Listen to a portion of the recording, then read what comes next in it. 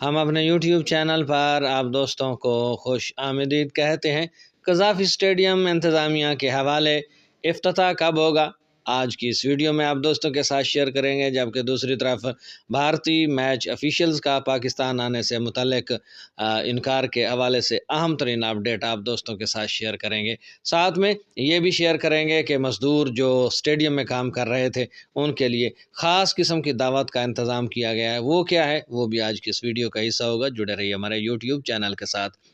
بسم اللہ الرحمن الرحیم، والصلاۃ والسلام علی رسول الکریم۔ السلام علیکم، امید کرتے ہیں کہ آپ سب دوست خیریت سے ہوں گے، خوش و خرم ہوں گے، بھرپور زندگی گزار رہے ہوں گے۔ تو چلتے ہیں خبروں کی تفصیل کی جانب۔ خبر کی تفصیل کے مطابق قذافی اسٹیڈیم میں اپ گریڈیشن کا کام آخری مرحلے میں داخل ہو گیا۔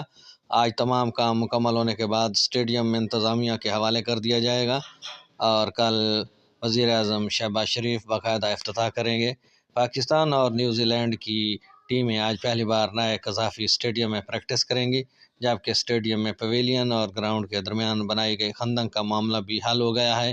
خندق پر نیٹ لگنے کا کام شروع کر دیا گیا ہے، جس کے بعد چھکا لگنے پر گیند اندر نہیں گرے گی اور باہر کی طرف پھسل جائے گی۔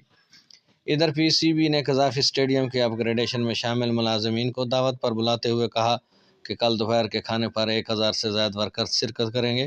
اسٹیڈیم کی افتتاحی تقریب شام 7 بجے ہوگی، جبکہ چیمپئنز ٹرافی کی کٹ کی رات 7:30 بجے نمائش ہوگی۔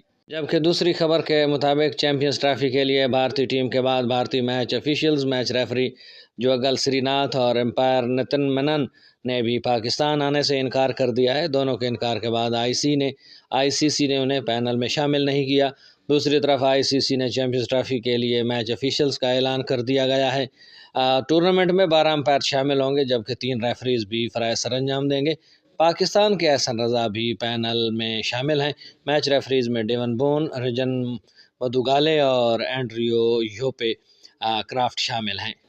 یہ تھی آج کی 2 تازہ ترین اپڈیٹ کرکٹ کے حوالے سے اور آئی سی سی کے حوالے سے کہ افتتاح جو ہے وہ کل کیا جائے گا اسٹیڈیم کا، جبکہ دوسری طرف بھارتی میچ افیشلز نے پاکستان آنے سے انکار کیا ہے۔ دونوں خبریں آپ تک پہنچائیں۔ امید کرتے ہیں آج کی یہ ویڈیو آپ کو پسند آئے گی۔ کومنٹ سیکشن میں اپنی رائے سے ہمیں ضرور آگاہ کیجیے گا۔ اب تک کے لیے اتنا ہی، ملتے ہیں نئی خبروں کے ساتھ، نئی اپڈیٹس کے ساتھ۔ تب تک اپنا خیال رکھیے گا، اپنی دعاؤں میں یاد رکھیے گا۔ اللہ ہم سب کا حامی و ناصر ہو۔